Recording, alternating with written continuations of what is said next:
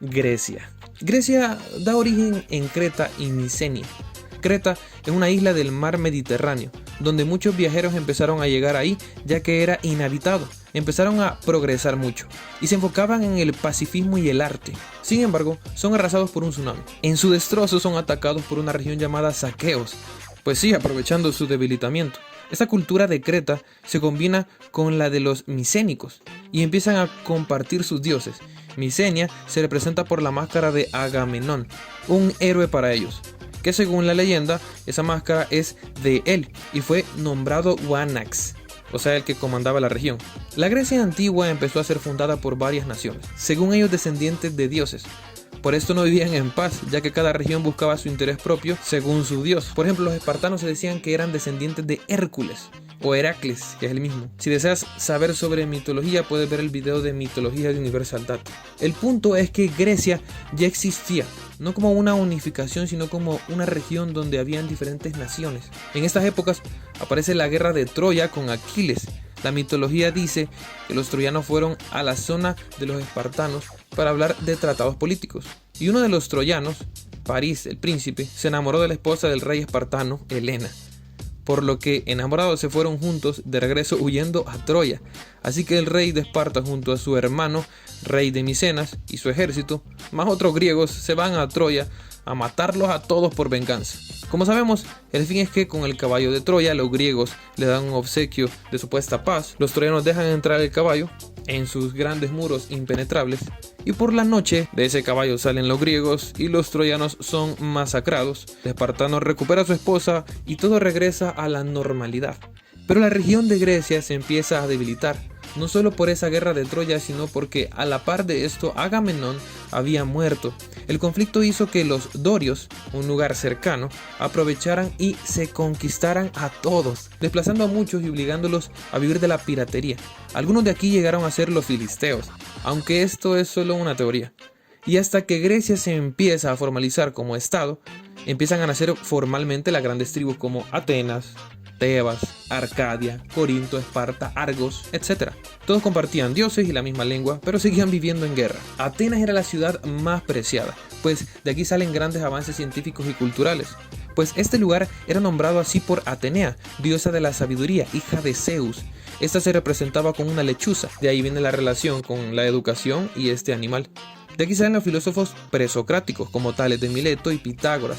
Se crearon los Juegos Olímpicos en Olimpia para honrar a los dioses, y cada vez que se hacían estos juegos había una tregua temporal en toda Grecia.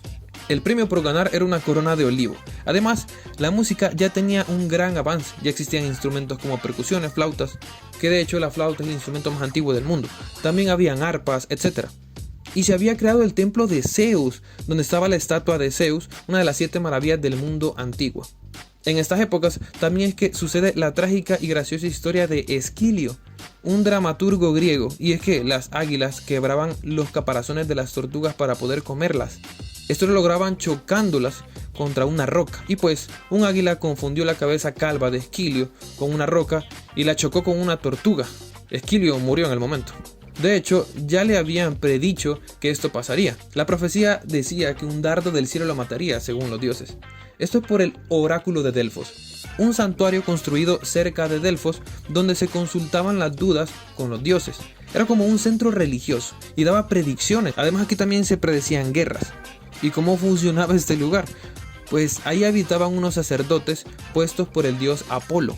Ellos tenían contacto con lo divino para pasar el mensaje de lo que se consultaba. A la llegada de Sócrates, el oráculo decía que él era el hombre más sabio del mundo, venciendo los mitos de Salomón.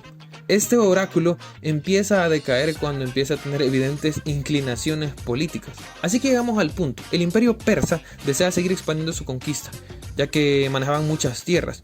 Así que se lanzan contra los griegos. El rey persa, conocido como Darío I, es vencido. Y en su lecho de muerte dice que haberse metido con los griegos fue su peor error, y que solo los dioses podrían vencerlos. Por ello, el hijo de Darío, Jerjes, se convierte en un dios para poder vencer a Grecia.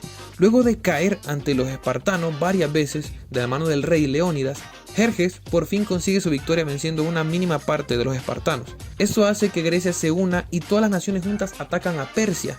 Esto obliga a que Jerjes deba retirar sus tropas y solo empieza a defenderse. Aquí inicia la decadencia del imperio persa y el crecimiento de Grecia. A todas esas batallas se le llamaron las guerras médicas, porque los griegos decían que luchaban contra los medos, así les decían a los persas. Cuando Grecia iba en ascenso, los espartanos deciden tomar la batuta de todo el lugar, formándose la guerra del Peloponeso. Se llama así porque ahí fueron las batallas. En una pelea de Esparta contra Atenas, Esparta sale victorioso y llega a su culmen como ejército, donde por su poca inversión en intelectualidad y solo la promoción de guerreros, inevitablemente irían decayendo.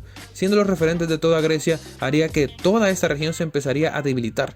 En estas épocas aparece Alejandro Magno.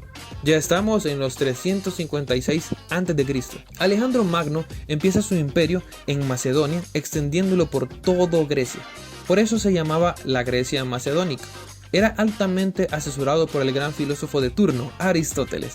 Y por fin, con la Grecia unida, aparecería la época helenística, dirigido por Alejandro Magno, quien tendría uno de los imperios más grandes, ya que Macedonia atacaría a Persia.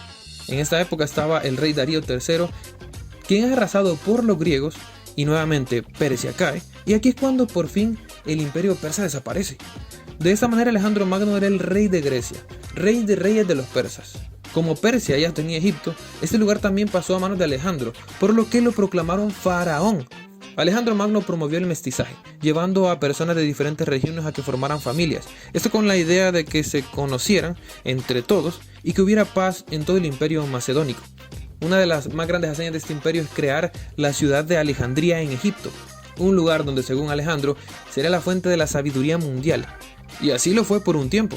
Ahí existió la primera universidad y también la famosa biblioteca de Alejandría. Esta biblioteca era prestigiosa, ya que tenía aportes de todos los escritos de los filósofos pasados, además de Hipatía, la primera filósofa, Arquímedes, un astrónomo matemático, entre otros. La gran biblioteca estaba cerca del puerto de la ciudad. El puerto de Alejandría tendría un faro gigante que atraía a los barcos. Este faro es una de las 7 maravillas del mundo antiguo.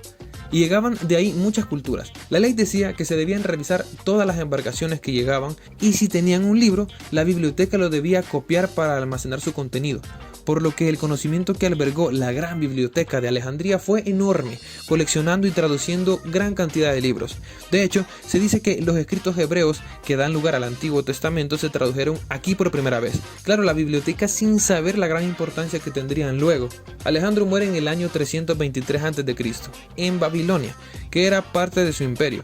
Muere enfermo de 32 años. Otros dicen que fue envenenado, pero no se sabe. El problema es que, al no dejar sucesor, este es el fin del imperio, pues Grecia se vuelve a debilitar. Fue uno de los imperios más grandes, pero más breves de la historia. Cleopatra era quien tenía el trono en Egipto. Era bella e inteligente, estaba lista para independizarse de Grecia, y lo lograría gracias al siguiente imperio del que hablaremos, Roma. Este fue un extracto del video completo sobre esta temática. Si te interesa verlo y aprender más, tendrás el link en la descripción.